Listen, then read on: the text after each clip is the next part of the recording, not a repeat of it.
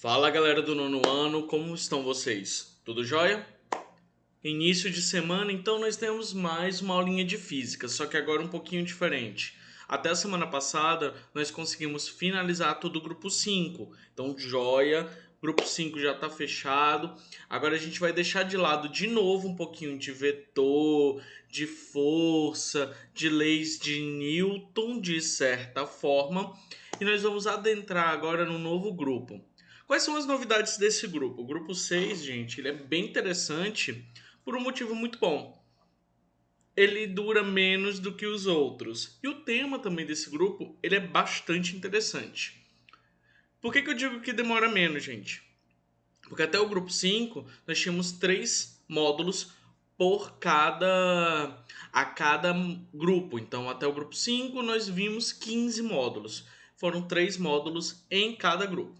A partir agora do grupo 6, não. São apenas 2 módulos, então ele tem uma duração aí de 15 dias, o que é bem interessante para a gente poder estudar alguns temas menores. Deixar um pouco da força, que é um tema bem grande, um pouco do movimento, que também são temas muito grandes, e hoje a gente vai falar de um tema um pouco menor. Menor, gente, é uma forma de falar, porque para o estudo do nono ano ele ocupa menos espaço, teoricamente falando. Mas vocês vão ver esse tema novamente lá no ensino médio, muito mais aprofundado, podem ficar tranquilos. Nós vamos entrar então no grupo 6. O grupo 6 ele vai ficar responsável pelo capítulo 6, que vai falar um pouquinho sobre a gravitação universal.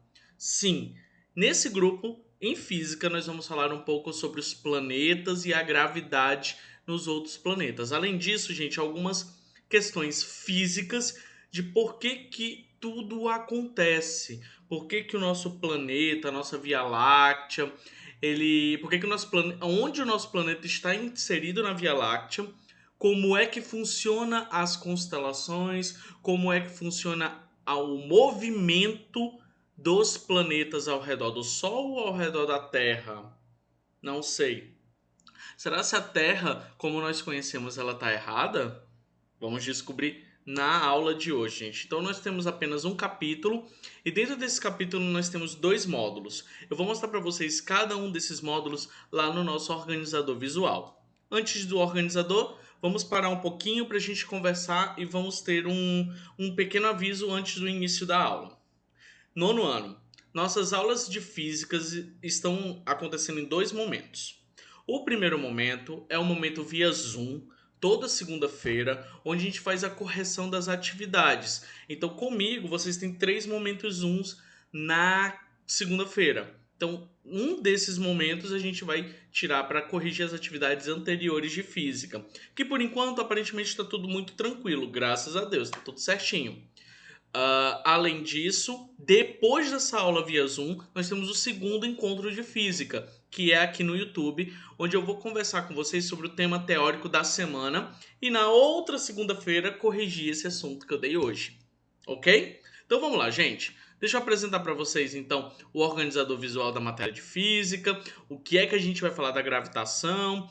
E detalhe, eu quero lápis e papel na mão. Principalmente aquele caderninho que eu pedi para vocês terem de fórmulas, ele vai ser bem necessário hoje. Vou mostrar para vocês agora o nosso organizador visual de física no grupo 6. Então, galera, o nosso organizador visual agora no grupo 6, ele ficou lá na página 434.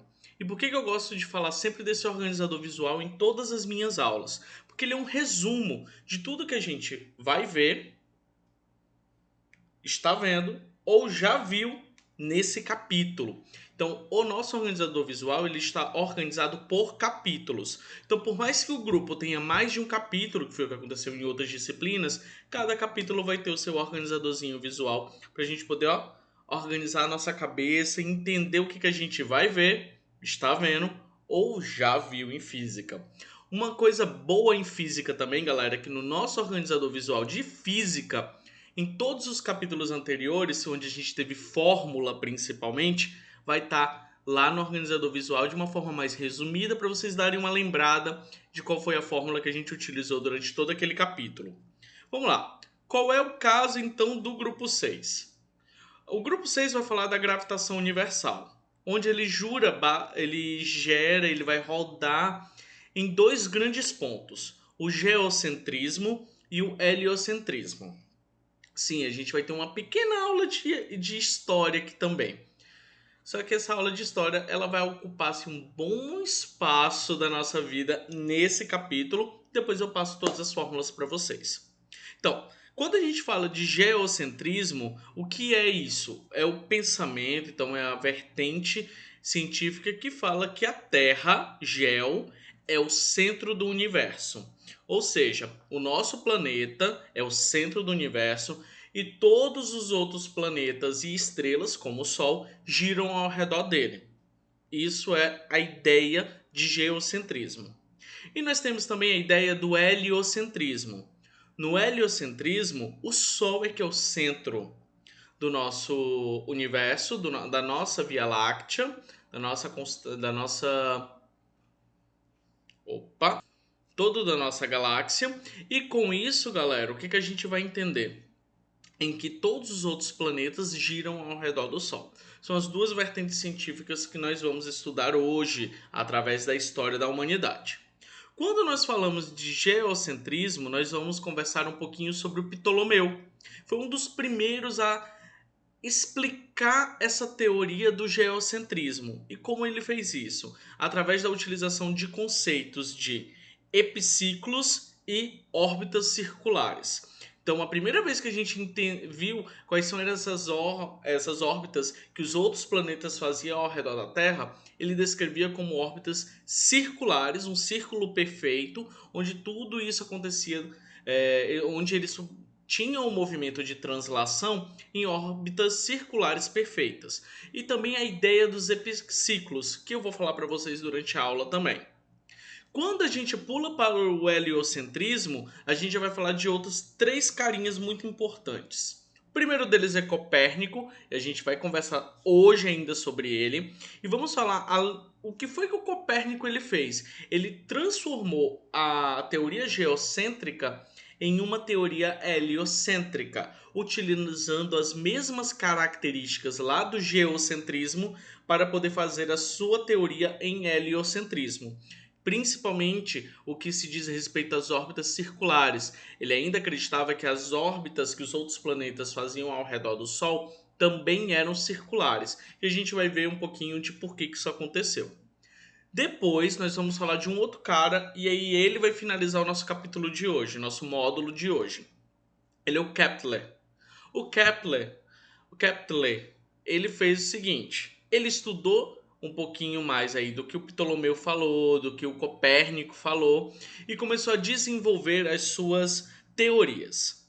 Nós vamos falar um pouquinho de algumas leis, gente. Nós vamos falar da primeira lei das órbitas, onde ele vai falar também das órbitas elípticas, então a gente vai sair das órbitas circulares e vamos começar a estudar um pouquinho das órbitas elípticas, que foi que aconteceu para ele descobrir que as órbitas não eram circulares e sim tinham forma de elipse.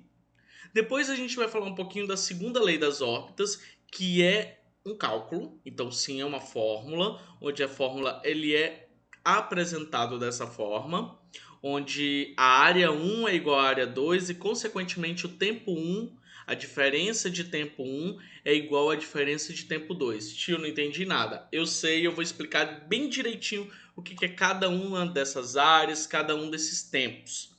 Espera um pouquinho.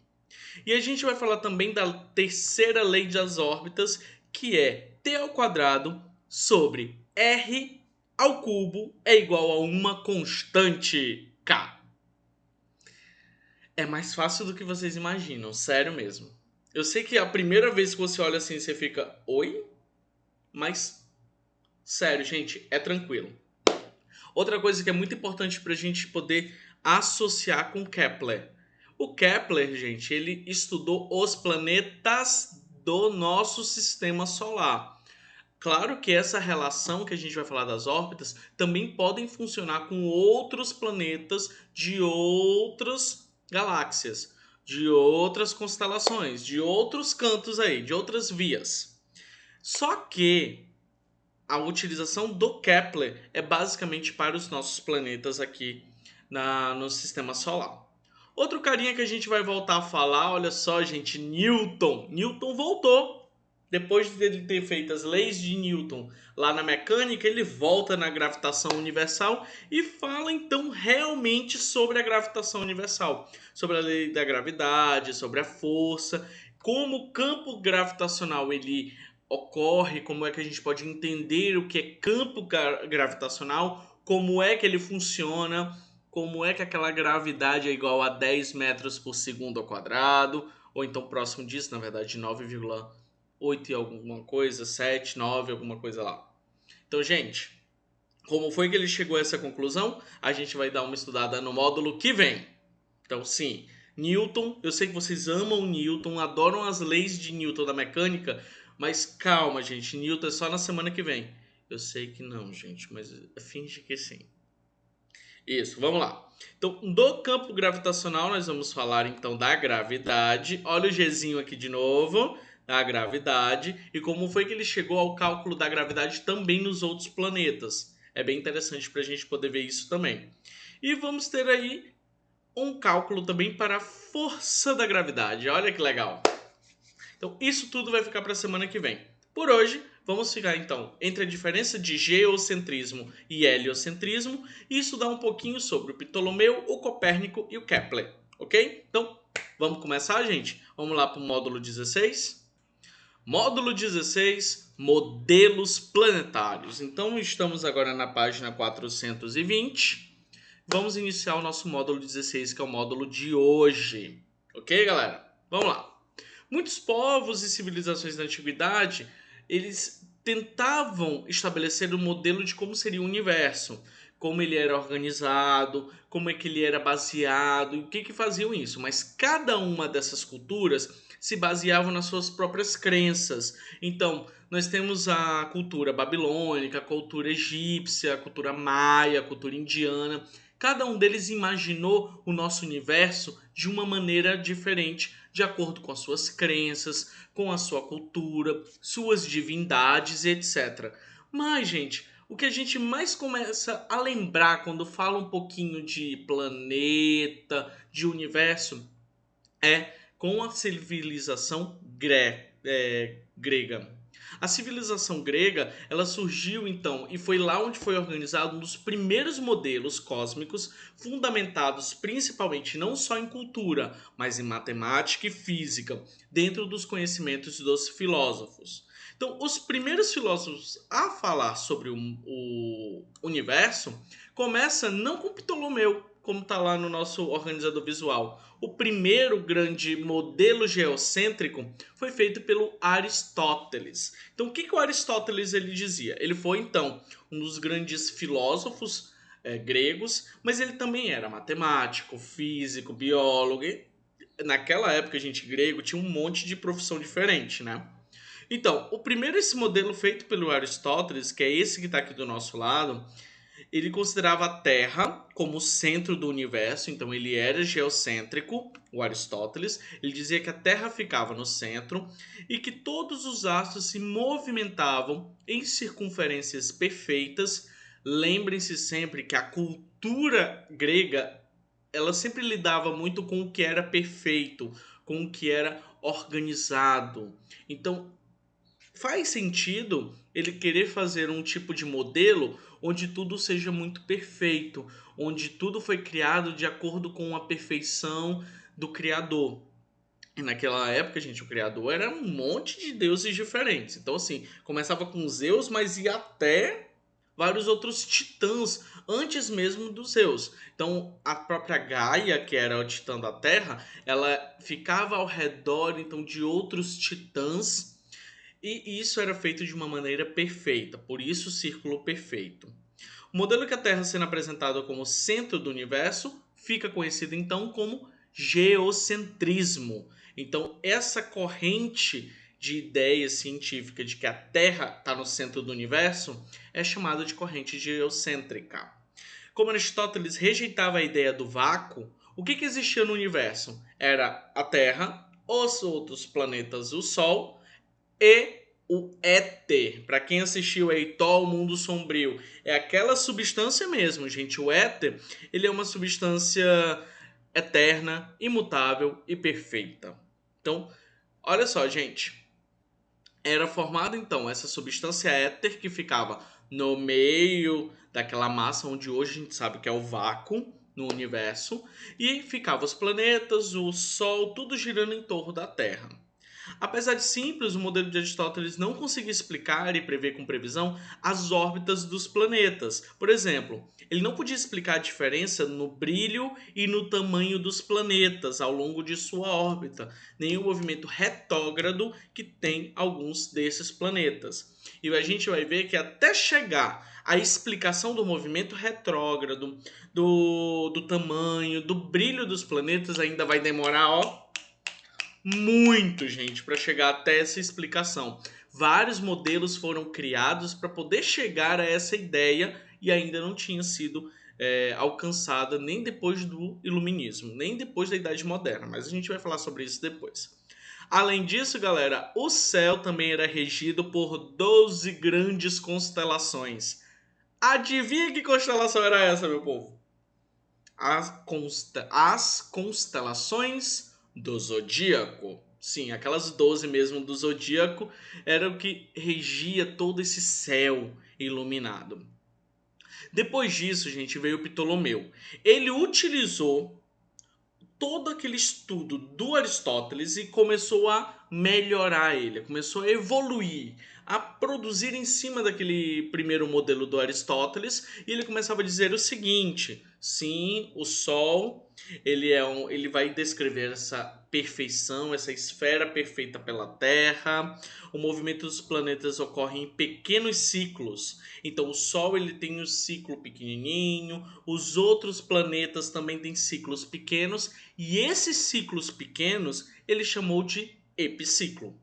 Então, esses epiciclos, gente, são os pequenos ciclos que os outros planetas faziam ao redor da Terra. Então, aqui você tem uma representação de um trecho do livro do Ptolomeu. Esse livro, gente, não era um livro só, era uma enciclopédia de vários volumes chamado de Almagesto, e o Almagesto, dentro lá do Almagesto, você ia ter então essa ideia de como o universo ele iria estar desenvolvido, como ele iria se apresentar caso você saísse do seu planeta. Então, aqui a gente pode observar a Terra no centro e vários outros planetinhas fazendo epiciclos ao redor da Terra. O centro desses epiciclos, por sua vez, descreveria um grande círculo ao redor da Terra, chamado de ciclo deferente. Então, olha só que interessante, gente. Nós tínhamos aqui a Terra, a Lua. Então, o Ptolomeu ele já tinha meio que decidido e entendido que a Lua girava em torno também da Terra, mas ela iria fazer um movimento parecido com os outros planetas. A única diferença é que a Lua seria um planeta que estaria mais próximo da Terra. Então, a gente ainda não tinha ideia de satélite. A Lua seria um planetinha que estava lá rodando pertinho da Terra. Logo depois dele nós vamos ter Mercúrio, Vênus, o Sol, Marte, e aqui a região deferente de Marte. Júpiter, que faria um próprio pequeno ciclo entre ele mesmo, chamado não de rotação, como a gente chama hoje, sim de epiciclo. Saturno e algumas outras esferas lá mais longe do que seria a Terra. O modelo de Ptolomeu ele apresentava uma boa previsão do movimento dos planetas. A gente pode ver que existe assim uma ideia parecida com o que a gente já conhece hoje em dia. Entretanto, ele ainda não conseguia explicar nem o movimento retrógrado dos planetas, nem a diferença dos seus brilhos. Lembra que eu falei para vocês que não tinham muito como essa explicação ela ainda ia demorar bastante para chegar? Então, o Ptolomeu, que veio até 168, ele nasceu em 90 até 168 depois de Cristo, ele ainda na Idade Antiga não conseguiu explicar esses pontos, mas ele já conseguia ter uma ideia através de cálculos matemáticos, movimentos físicos, tudo, as ideias com que ele tinha já estavam começando a se agrupar e se organizar para determinar como seriam essas órbitas dos planetas ao redor da Terra. Até que nós chegamos em Copérnico. Copérnico, galera, ele é um polonês, Nicolau Copérnico, nasceu em 1473 e morreu em 1543, deu uma boa vivida aí, né? E ele propôs o seguinte, o modelo agora é outro. Deixa que não tem terra no centro de nada. O centro agora é o Sol. O Sol era o centro do universo para o Copérnico. Então, até o Ptolomeu, Aristóteles e Ptolomeu, a Terra ainda era o centro de tudo. E sim, esse pensamento, por mais que seja chamado de antigo, que é lá da Idade Antiga, porque o Copérnico era da Idade Antiga, ele foi perpetuado também pelas divindades e pelas estruturas divinas, religiosidade da época. Então é bastante interessante que eles utilizaram dentro da igreja os conhecimentos que já haviam antes de instaurar a toda a região da Idade Média, todo o período da Idade Média, onde a igreja era quem comandava tudo, e eles já tinham conhecimento lá antigo. Então, esse iria continuar sendo o conhecimento que iria vigorar. Durante a Idade Média, não se deveria ter produção de ciência, onde deveria ter apenas a crença no Deus maior e que isso era suficiente. Entretanto, a gente já sabe, através de muitos pontos da história e histórias sendo descobertas, que sim, havia muita produção de ciência também na Idade Média. Uma delas, então, foi essa briga constante dos geocêntricos e dos heliocêntricos. Sim, a Igreja Católica, que era a grande detentora do poder nessa época, ainda acreditava nos modelos geocêntricos propostos pelo Aristóteles e pelo Ptolomeu. Depois que veio Copérnico e veio então com esse modelo heliocêntrico, ele dizia o seguinte: é o Sol que é o centro do universo e os planetas giram ao redor dele em movimentos uniformes. Sim, a gente vai voltar um pouquinho lá no movimento, por isso que o Newton aparece depois, mas lembre-se, o movimento ele é uniforme ao redor do Sol e a Lua giraria em torno da Terra.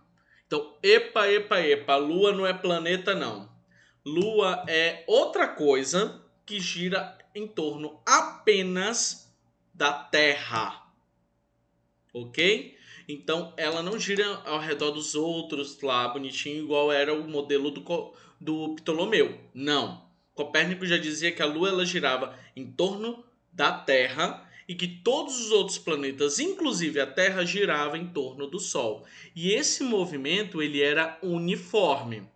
Só que também tem uma outra característica que eu não comento, que eu devo ter comentado muito por alto nas nossas aulas de movimento uniforme.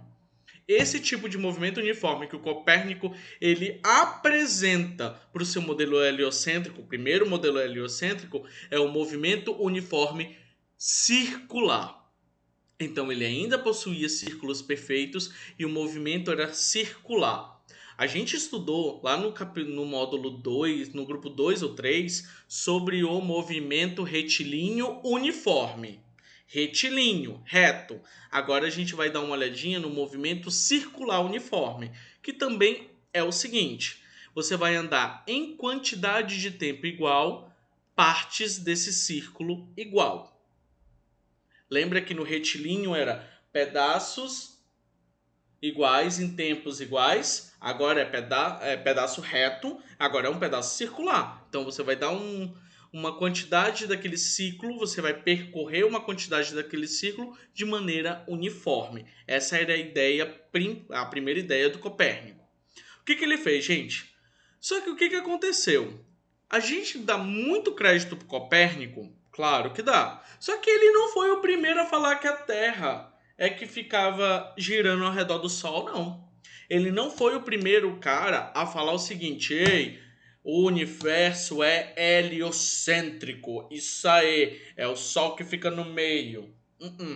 Lá pelo século III, um carinha chamado Aristarco de Samos, ele propôs o mesmo sistema, onde o Sol ele era o centro e todos os outros planetas estavam rodando, estavam circulando ao redor dele. Para ele, gente, o mais lógico, o que o Aristarco pensou? É muito mais lógico eu ter um corpo pequeno girando em torno de um corpo maior. Não o contrário. Naquela ideia, então, dos outros nossos amiguinhos, o Aristóteles e o Ptolomeu, eles já meio que entendiam que o Sol era muito maior do que a Terra, através dos cálculos matemáticos, através da velocidade com que o Sol ele passava pela Terra, eles já tinham como imaginar o tamanho desse Sol. Então já se sabia que o Sol ele tinha uma massa maior do que a da Terra. Então, para o Aristarco, não fazia sentido uma coisa pequena ficar no meio e um monte de gente grande ao redor dele. Na verdade, o sentido faria o contrário. Ele estimou por meio de cálculos matemáticos o tamanho do Sol e da Terra. Esse modelo não foi muito bem aceito pela Igreja, e como Aristóteles e Ptolomeu tinham muito prestígio até mesmo dentro da Igreja, o modelo de Aristarco ele caiu no esquecimento e ficou quietinho lá até que veio Copérnico e falou: "Ei, ele estava certo. Ele estava certo. E isso daqui, gente, é o que vai acontecer agora porque é desse jeito que acontece." Calma, ele não foi assim tão malvado assim não. Mas vamos lá. Não existem evidências de que o Copérnico ele conhecia o trabalho lá do Aristarco. Mas a ideia que a Terra não era o centro do universo, ela ainda estava inaceitável, ela ainda era uma ideia muito inaceitável para dentro da igreja. Isso levou ao fato do Copérnico ele adiar a publicação dos seus livros, fazendo com que os seus estudos só fossem publicados de verdade no ano da sua morte. Então, Copérnico ele viveu em 1543 até 1543 e foi mais ou menos nessa época que os seus estudos foram publicados para a comunidade científica da época. Como Copérnico fez suas observações a olho nu, inicialmente seu modelo heliocêntrico foi rejeitado por muitos astrônomos. Então o coitado do Copérnico já era meio que brigado com a igreja porque falava que o universo era heliocêntrico. E ainda brigou com os outros astrônomos porque ele fez tudo sem um método científico, sem modelos que possam levar a uma comprovação. Então, por isso que a gente utiliza o método científico, porque assim outros pesquisadores eles podem replicar o seu estudo e provar que você tinha razão. Então, ele acabou brigando bastante com esses astrônomos, mas acabou ainda assim meio que a contragosto servindo de influência para outros cientistas, como o Giordano Bruno, o Tycho Brahe e o Galileu Galilei. Acho que esse último, pelo menos, vocês já ouviram falar, né? Fizeram outras observações em cima do que o Copérnico tinha feito. Então, meio que assim, ele não teve como provar. Então, eu vou fazer esses experimentos do Copérnico com material científico, com método científico, com lunetas, com o aparato científico necessário para ele poder dizer, ó, ele está errado e deixa ele quieto. Ou então, não, ele está certo e aqui está a prova. Então foi basicamente isso que o Galileu Galilei, o Giordano Bruno e o Tycho Brahe eles estavam tentando fazer com esses estudos do Copérnico. Em 1609, o alemão Johannes Kepler, utilizando os dados de observação do Tycho, ele publica as leis que regem o movimento dos corpos celestes. Essas leis mais tarde ficariam sendo conhecidas como as leis de Kepler. Vocês perceberam que assim como Mendel, na época que ele propôs o seu estudo, ele não chamava de lei? Essa nomenclatura só veio anos depois com o reestudo desses trabalhos científicos desses nossos cientistas. Então vamos dar uma olhadinha agora no que seriam essas leis de Kepler. Com observações feitas com Tycho Brahe sobre a órbita de Marte. Então, o estudo foi feito com o planetinha aqui mais próximo da Terra, Marte. Kepler tentou, sem sucesso, ajustar os dados da órbita circular em torno do Sol. Como ele confiava nos dados do Tycho, começou a imaginar que as órbitas não eram circulares. Então, olha só. Tycho fez, então, os seus experimentos e todos os seus estudos a respeito da órbita de Marte. Quando a gente começa a transportar essas mesmas ideias para os outros planetas, ficou um troço estranho, porque vamos lá. Até então a gente dizia que todas as órbitas eram circulares e perfeitas, ok? Círculos perfeitos. Mas aí, eu estou tentando fazer o cálculo do tempo que Marte demora para fazer uma translação, o tempo que a Terra demora para fazer essa translação e não está batendo. Não está dando certo esse negócio. Será se essa órbita realmente é circular? Porque só podia ter dois erros, gente. Ou o Tycho estava errado, ou a órbita estava errada. O Kepler, ele preferiu acreditar no Tycho. Mas nós temos um outro ponto interessante nessa história do Kepler com o Tycho.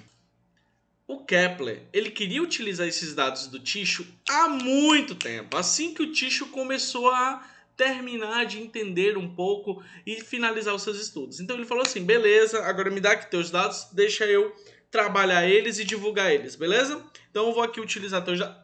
E o Tycho não deixou. Então ficou assim. Veio a ter um desentendimento entre o Kepler e o Tycho. Eles brigaram muito. E depois da morte do Tycho, o Kepler falou assim: ah, é? Morreu? Beleza. Me dá aqui os dados dele. Agora eu vou estudar em cima dele. Então, com a morte do Tycho, o Kepler obteve os dados necessários para a formulação dessas leis que regem o movimento dos corpos celestes. E aí nós chegamos nas leis de Kepler. Galera, seguinte.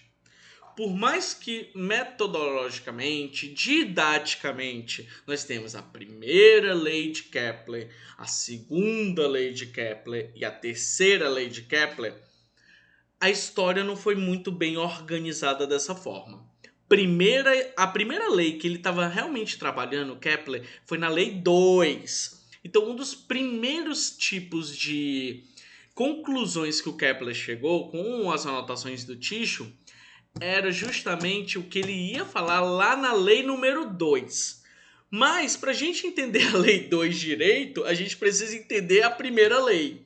Então, eu vou falar da primeira lei, aí a gente fala da lei 2, a gente volta para a lei 1 e eu vou para a lei 3. Beleza? Só para a gente entender o conhecimento científico, depois o conhecimento histórico de como isso aconteceu.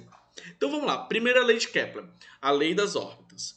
Ao longo dos anos de estudo e extensos cálculos matemáticos, o Kepler conseguiu ajustar as informações de Marte com a órbita, chegando à conclusão que as órbitas são elipses e não circunferências. Então, para tudo, já deixamos a ideia de lado de que a Terra era o centro, agora a gente vai deixar de lado a ideia que são círculos, são elipses. E, gente, como foi que ele chegou nesse primeiro caso? Para a gente poder estudar a segunda lei, a gente primeiro tem que entender que essa órbita da Terra sobre o Sol, por exemplo, ou de Marte, ou de qualquer planeta que seja, ela não pode ser circular, porque senão os cálculos dão todos errados e não tem como a gente aproximar-se com esse conhecimento, não tem como provar que realmente são circulares. Então, por isso que primeiro a gente vai determinar que deixa circular de mão. Na verdade, agora as órbitas são elipses. E aí, depois que a gente entenda que é elipse, a gente vai lá para a segunda lei e entende ela melhor. Porque até então, na história, até aqui, até o Kepler, até aqui, a gente ainda acreditava de que todas as órbitas eram circulares. Ok? Então vamos lá. E ele também começou acreditando que essas órbitas eram circulares. Por isso que as leis não davam certo, os cálculos não batiam de jeito nenhum, porque todo mundo acreditava que as órbitas eram circulares. Quando Kepler ele fez a segunda lei e através da segunda lei ele provou que o tempo necessário para dar a translação, uma translação ao redor do Sol, estava correto de acordo com esses cálculos, ele começou a supor o seguinte: ei, mas esse cálculo só deu certo quando eu coloquei a órbita como uma elipse, não como um círculo. Então, primeiro eu vou falar que é uma elipse, depois eu vou provar por que é uma elipse. Foi basicamente isso que ele fez. Acabei de ir da lei 1 para a lei 2, da lei 2 para a lei 1, sem vocês perceberem. Mas eu vou mostrar a lei 2 e vocês vão entender melhor do que eu estou falando. Então, primeira coisa, não estamos falando mais de circunferência. Então, não é círculozinho perfeito a órbita que a Terra faz sobre o Sol, ao redor do Sol. Não é. É uma elipse. E agora a gente vai apresentar as configurações dessa elipse. Quais são os principais pontos que a gente precisa saber, os nomes diferentes que o Kepler utilizou, para a gente poder aprender direitinho como fazer as outras leis. Então vamos lá. A primeira lei, gente, num método científico, numa linguagem formal, diz o seguinte: todo planeta gira ao redor do Sol em órbitas elípticas, na qual o Sol ocupa um dos focos da elipse. E agora eu acredito que você já tenha estudado elipse lá em matemática. Se eu não estou muito errado. Se ainda não viram, vão dar uma olhadinha ainda esse ano, sim, com certeza. E o que é interessante para a gente ver aqui da elipse, gente? Então nós temos alguns pontos muito interessantes para ver dessa elipse.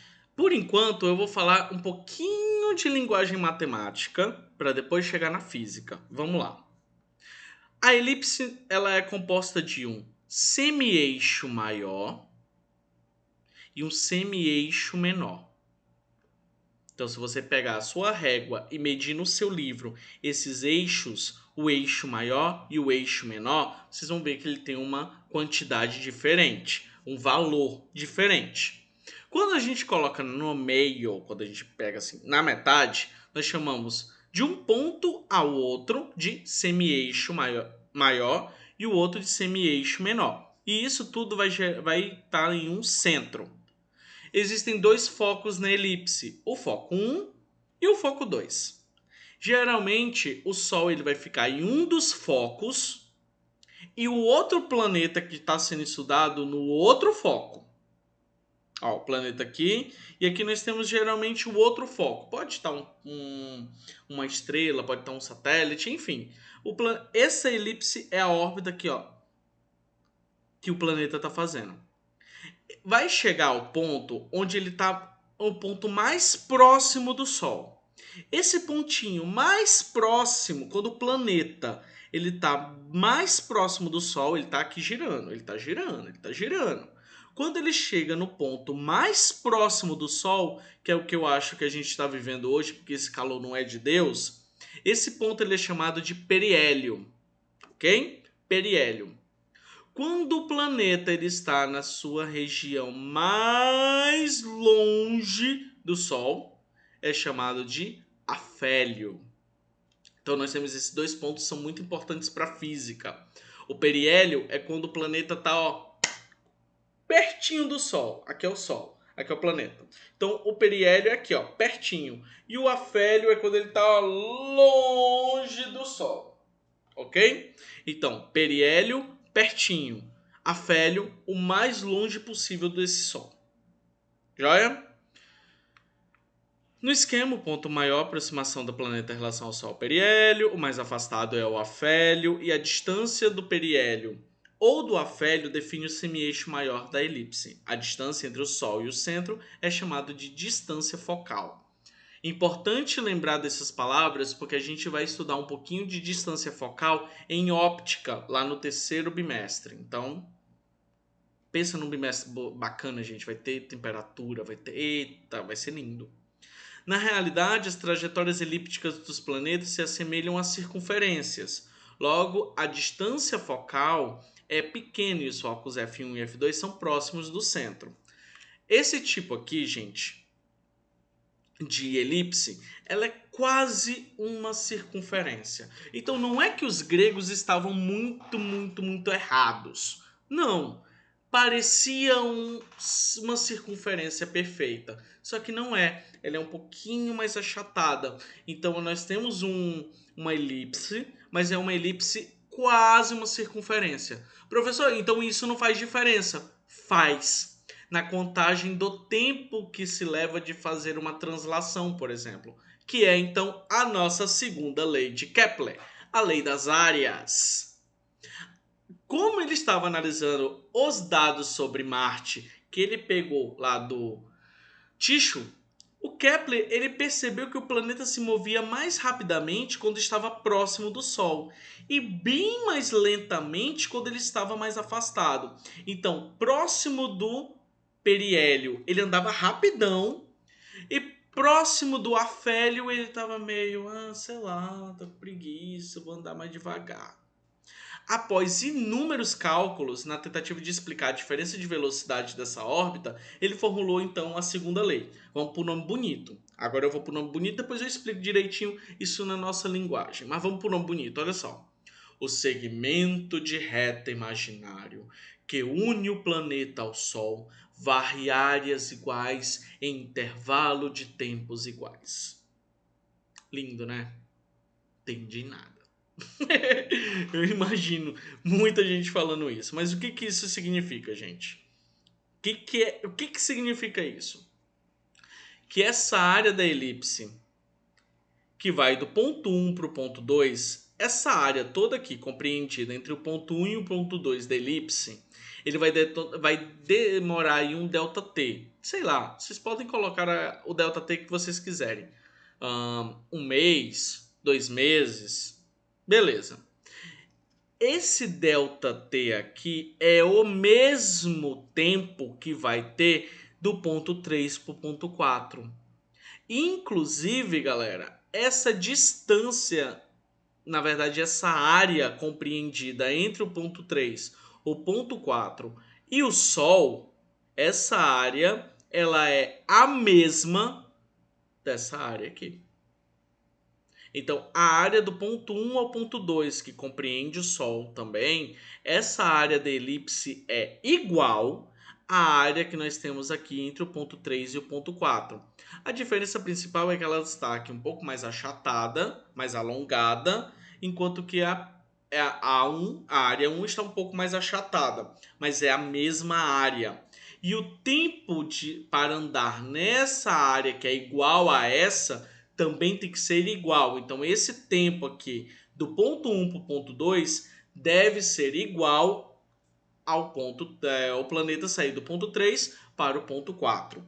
É isso que significa a segunda lei. Então, dessa forma, o planeta demora intervalos de tempo ΔT para ir da posição 1 à posição 2 e da posição 3 à posição 4 ele também demora 1 a 2. Por isso que eu disse lá no organizador visual que a área 1 tem que ser igual à área 2 e o ΔT1 tem que ser igual ao ΔT2, porque o tempo utilizado para sair do ponto 1 ao ponto 2 é o mesmo tempo utilizado para sair do ponto 3 ao ponto 4. Ok? Como os tempos são iguais e a distância percorrida para ir da posição 1 até a posição 2 é maior do que a distância percorrida para ir da posição 3 até a posição 4, Kepler concluiu que o planeta teria velocidade máxima no periélio e mínima no afélio. Dessa forma, podemos perceber o seguinte. O que ele quer dizer? Distância percorrida é uma coisa, a área é outra, galera. Então, a distância percorrida do 1 para o 2, ela é maior do que a distância percorrida do 3 para o 4. Do 3 para o 4. E tudo bem, ela é maior mesmo. Mas a área que é feita aqui, nessa distância, é igual. O que ele chegou à conclusão? De que aqui o planeta é mais rápido, porque ele anda mais espaço em menos tempo.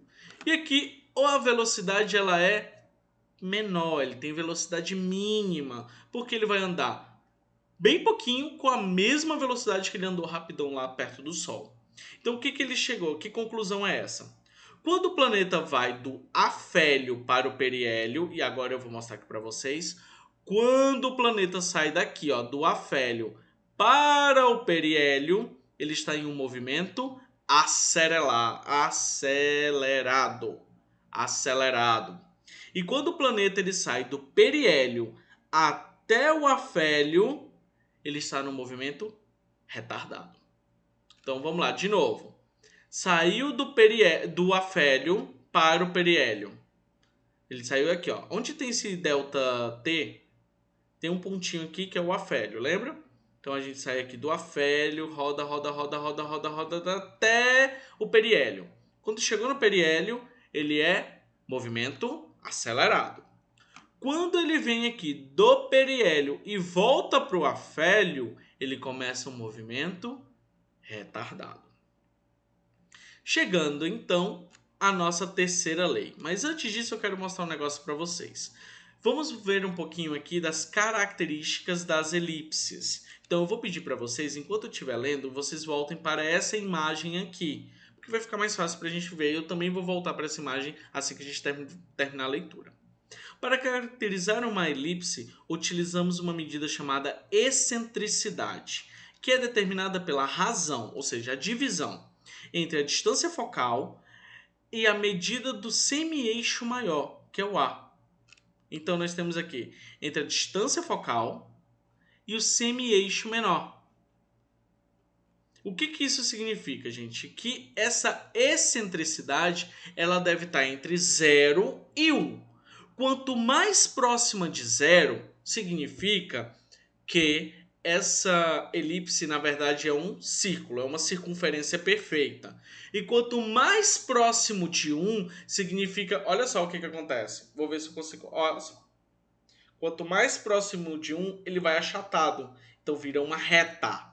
Quanto mais próximo de 0, ela vira um círculo. Então, só um minuto.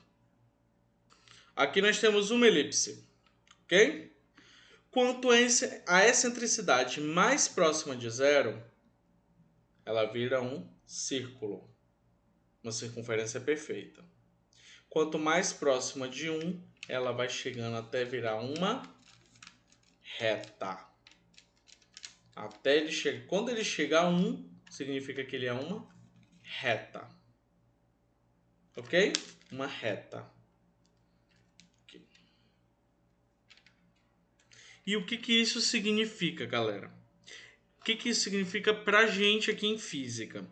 Que o planeta, quando tem a excentricidade da órbita mais próxima de 0, quase vira uma circunferência. Então, olha só, a de Vênus é quase uma circunferência, ela está muito próxima de 0. A mais longe do 0 é a de Mercúrio. Mercúrio ele tem uma excentricidade um pouquinho maior do que as outras. O que isso significa, gente? O que isso aqui, no final de contas, significa tudo?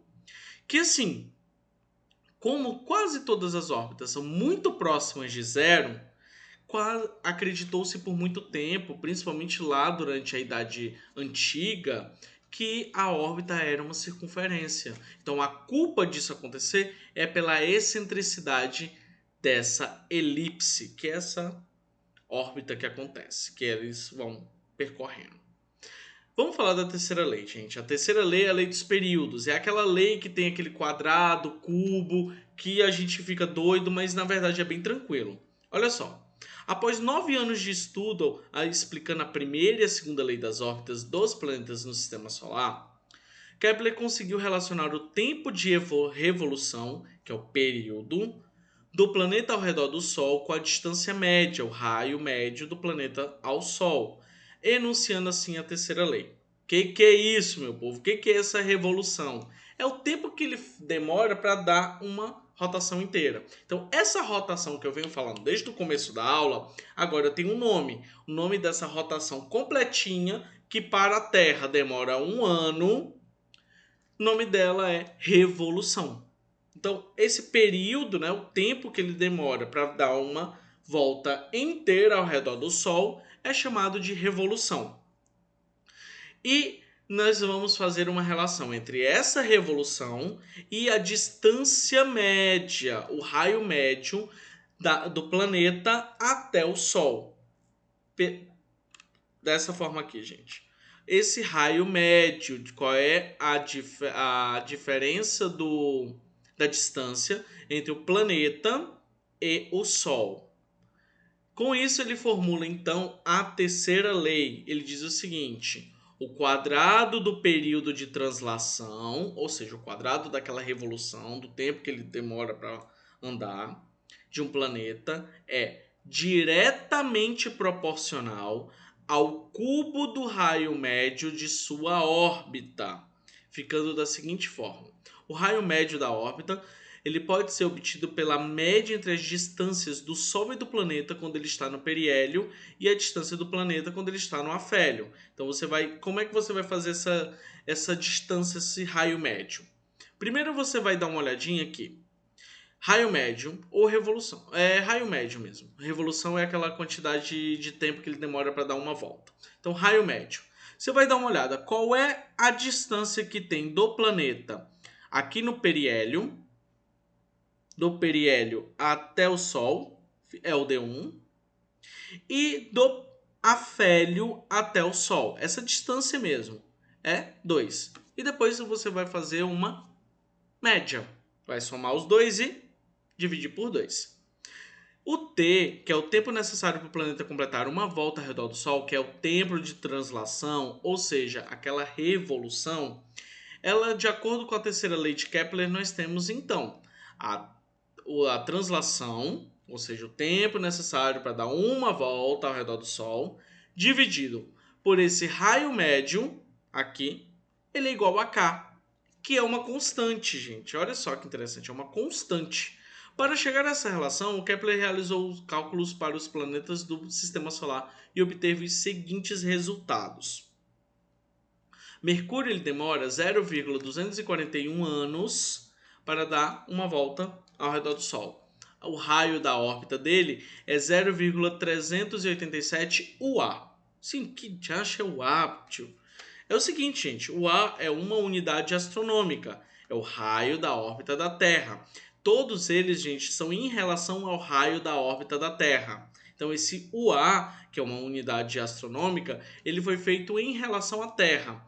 E aí, em relação à Terra, Mercúrio tem 0,387 UA. As suas constantes sempre ficam próximas de 1, gente. Observem aqui. Terra e Vênus têm a mesma constante, 1 zerado. Mas Mercúrio é 1,002, Marte 0,999 e por aí vai. São muito próximos de 1. Olha só, Urano também tem a mesma constante, o mesmo K de 1. Então, na tabela podemos observar que o período de revolução dos planetas foi dado em anos.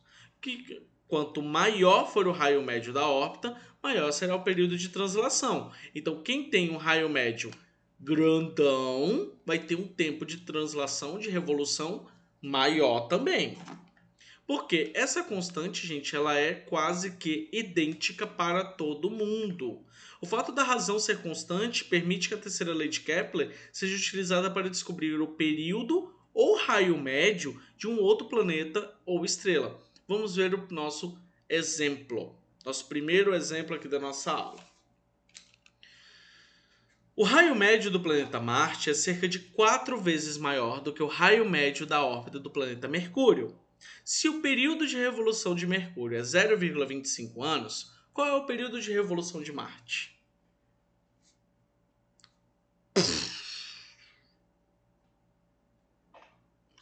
Vamos lá, gente. Então vamos ver a resolução. Tudo isso tem que ser igual. Então a translação de Marte ao quadrado é igual à translação de Mercúrio ao quadrado. Isso tudo dividido. E a sua relação é raio médio ao cubo de Marte é igual ao raio médio de raio ao cubo de Mercúrio. O que isso significa? Essa é a fórmula. É T ao quadrado dividido por R ao cubo é igual a T ao quadrado dividido por R ao cubo.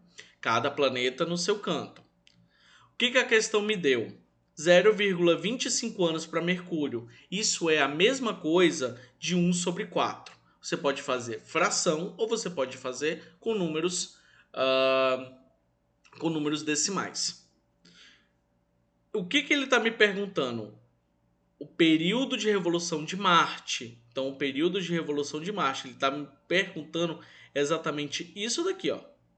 E ele me disse que o raio médio do planeta de Marte é 4 vezes o raio de Mercúrio. Então, o que eu posso fazer com isso? Marte tem 4 vezes esse raio de Mercúrio. Então, 4 vezes R de Mercúrio ao cubo é igual a o raio de Mercúrio ao cubo. Como é que a gente vai fazer essa multiplicação agora? T ao quadrado de Marte é igual.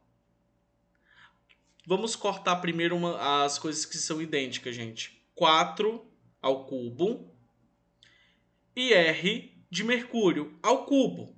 Então, R de Mercúrio ao cubo a gente elimina, porque é o mesmo.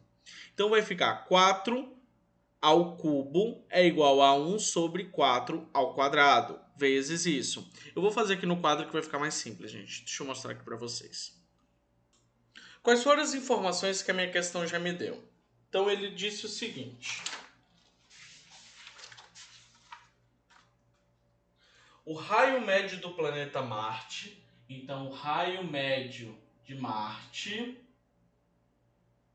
é cerca de 4 vezes maior, então 4 vezes maior do que o raio de Mercúrio. Então nós temos o raio de Mercúrio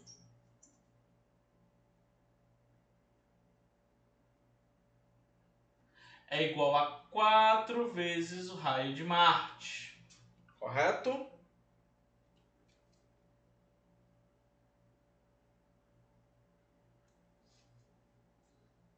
Ok? Vamos lá, de novo.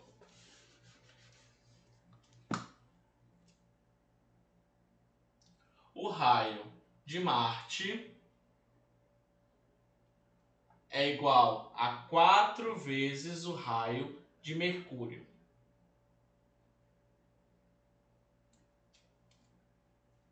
Ele também diz o seguinte: o período de revolução de Mercúrio, então o período de revolução, a translação de Mercúrio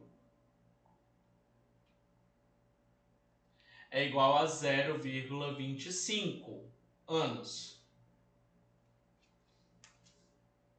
E ele me perguntou o seguinte: qual é o período de revolução de Marte? Então ele quer o período de revolução de Marte. Quanto é isso em anos? Quanto é isso em anos? Qual é a fórmula que nós utilizamos para isso, galera? É o seguinte: período de um planeta que eu vou chamar de 1, sobre a revolução, o raio médio desse mesmo planeta, sendo que esse raio médio tem que estar ao cubo, esse período tem que estar ao quadrado. Ele é igual ao período de outro planeta qualquer, ao quadrado, sobre o raio desse outro planeta ao cubo. Essa é a fórmula. Agora a gente vai substituir o que a gente tem. O tempo 1 eu vou chamar de Marte e 2 eu vou chamar de Mercúrio. Então aqui, ó, Marte vai ser o planeta 1, Mercúrio vai ser o planeta 2. Então tudo que eu tenho de Marte e de Mercúrio, eu vou começar a substituir. Então vamos pensar aqui.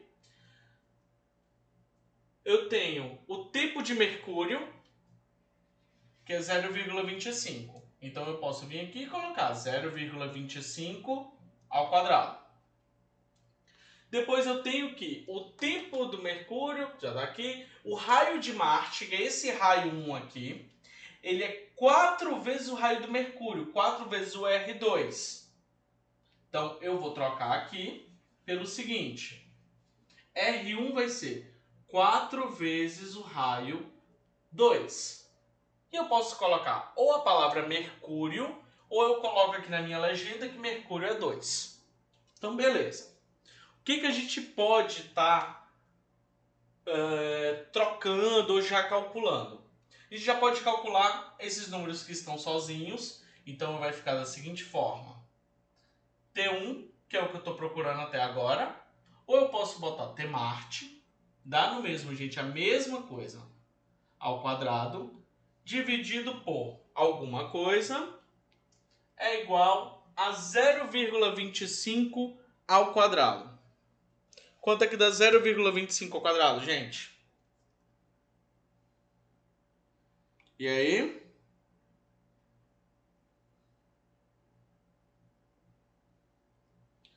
Zero vírgula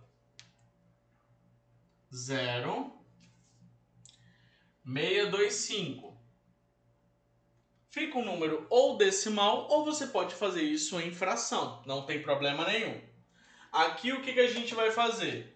Vamos eliminar o R2 ao cubo e o R2 ao cubo, ficando 4 ao cubo. Aqui fica 1 e aqui fica 4 ao cubo. Quanto fica 4 ao cubo, galera? 64. Então, vou colocar aqui para baixo. T de Marte, tempo de translação de Marte ao quadrado, sobre 64, é igual a 625 dividido por 1. Esse 1, se dividido por 1, a gente já pode eliminar. Qualquer número dividido por 1 é ele mesmo. Ou então a gente pode fazer direto. Vou colocar 1 aqui para fazer a regra de 3. Esse daqui multiplica 1, que vai virar ele mesmo. Já vou colocar aqui na resposta. T de Marte ao quadrado é igual, ou vezes 1, ele é igual a 64 vezes 0,0625.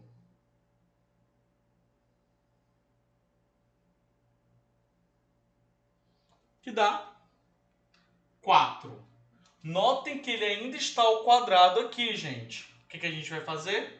O T de Marte é igual a raiz quadrada de 4. Se ele está expoente, ele vai passar para lá, raiz quadrada. Qual é o tempo de translação de Marte? 2 anos. Então, com isso, nós encontramos 2 anos. Beleza, galera? Espero que tenha ficado mais claro agora do que está aí no livro. Voltando, gente, isso vale para todos os planetas no Sistema Solar. Então você pode fazer comparação de Marte com Mercúrio, de Marte com Júpiter, da Terra com Urano, independente. Você pode conseguir fazer esse mesmo cálculo com qualquer um deles, ok? E agora nós finalizamos então, finalmente, a nossa aulinha de hoje e eu vou passar as atividades para vocês. A atividade vai começar na página 430 e ela fala o seguinte, a primeira questão. Explica a diferença entre os modelos heliocêntricos e o modelo geocêntrico para as órbitas dos planetas. Cite os principais defensores de cada modelo. Então, desse cientista que a gente conversou agora, quais eram os seus maiores defensores? Coloca aí. Segunda questão. Kepler foi um dos cientistas que revolucionou o conhecimento astronômico, publicando as leis que regem o movimento dos astros. Apresente as 3 leis, comentando cada uma delas. Então você vai colocar as 3 leis aí e falar um pouquinho dela. Não precisa colocar aquele nome muito bonito e tal. Só explica. Primeira lei é isso. Segunda lei fala disso. Terceira lei fala disso. Terceira questão. A Terra descreve em um ano uma elipse em torno do Sol, cuja área é de aproximadamente 7 vezes 10 a 22 metros quadrados. Letra A. Qual é a área varrida do raio que liga a Terra ao Sol em 6 meses? 6 meses, um tempo... Enfim, utilizem a Lei 2. A gente vai corrigir isso na aula 1. Letra B. Com base em qual das leis de Kepler é possível determinar a área varrida em 6 meses? Já dei a resposta. O exercício proposto, então, fica aí a questão 4 e a questão 5. Espero que vocês tenham gostado. Por hoje é isso, gente. Beijão pra vocês e tchau, galera!